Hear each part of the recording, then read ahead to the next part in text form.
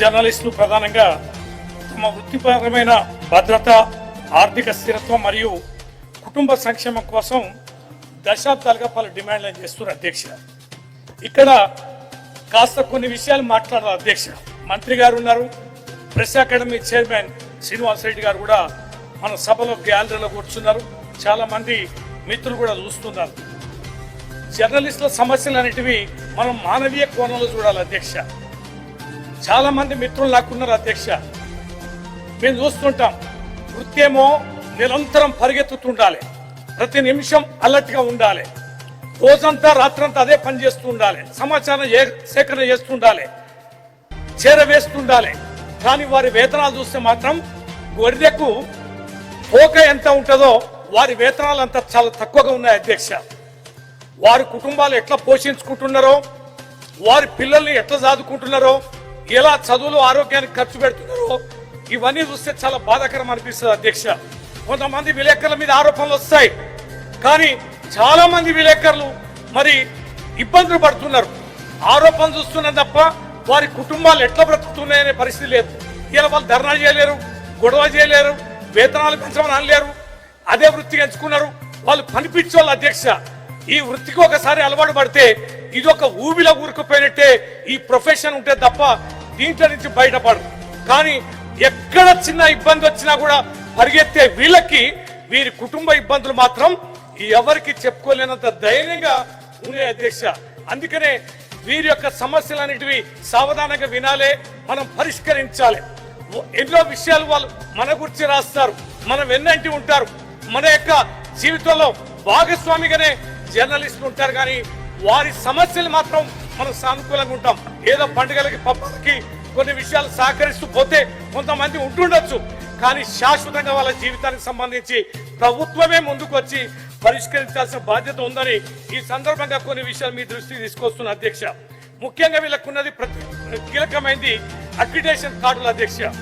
GO number 252 ప్రకారం కొన్ని నిబంధనలు వీళ్ళు కఠినంగా పెట్టారు అధ్యక్ష. ఏది సర్క్యులేషన్, ఇన్కమ్ లాంటి వాటిని సరళీకరించాలని కోరుతున్నారు అధ్యక్ష. అలాగే ఫీల్డ్ రిపోర్టర్లకు కూడా ప్రాధాన్యత ఇవ్వాలని, డెస్క్ జర్నలిస్టులకు కూడా పూర్తి స్థాయిలో అక్రిడేషన్లు ఇవ్వాలని కోరుతున్నారు అధ్యక్ష. అలాగే మహిళా జర్నలిస్టులకు కూడా 33% మరి వారికి కూడా రిజర్వేషన్ కల్పించాలని జర్నలిస్ట్ మిత్రుల యొక్క సమస్య ఉంది అధ్యక్ష. హెల్త్ కార్డులు అయితే చాలా కీలకమైనది. కేవలం ప్రభుత్వ హాస్పిటల్లో కొన్ని పరిమితమైన ఆరోగ్యానికి అవకాశం ఇస్తుంది తప్ప క్యాష్లెస్ వైద్యం అనేది వారికి అందడాలి. ఇవాళ వైద్యం కీలకమైనటువంటి వైద్యం అయితే ప్రైవేట్ హాస్పిటల్ అందుతుంది అధ్యక్ష. కానీ ప్రైవేట్ హాస్పిటల్లో ఏ రకమైన బిల్లులు, హెల్త్ కార్డులు అనేటివి పనిచేయడం లేదు. ప్రైవేట్ వైద్యశాలలో కూడా వారి హెల్త్ కార్డులు, మనం ఉద్యోగాలు లక్షలాది ఉద్యోగాలు ఇవ్వకపోయినా వీరు ఉద్యోగస్తులాగా పనిచేస్తున్న వీరికి ప్రభుత్వ హెల్త్ కార్డులు ఏ వైద్యశాలలో పనిచేసినా కూడా వారికి వర్తించేలా ఇవ్వాలని చెప్పి మీ ద్వారా కోరుతున్న అధ్యక్ష. అలాగే వెల్ఫేర్ ఫండ్ అండ్ పెన్షన్ కూడా, ఈ పెన్షన్ సంబంధించి సంక్షేమం సంబంధించి ముందు మంత్రి గారు సమాధానం చెప్పారు. వారి మేనిఫెస్టోలో కూడా ఈ జర్నలిస్టులని మరి ఎన్నో రకాలుగా ఆదుకుంటామని హామీ ఇచ్చిన అధ్యక్ష. ఆ హామీని వారు నెరవేర్చాలి. పాపం వారు కూడా ఆ సందర్భంగా ఎన్ని రకాలుగా మా మీద దుమ్మెత్తి పోసినారు, మీకు ఎన్నో వార్తలు అందించారు అధ్యక్ష.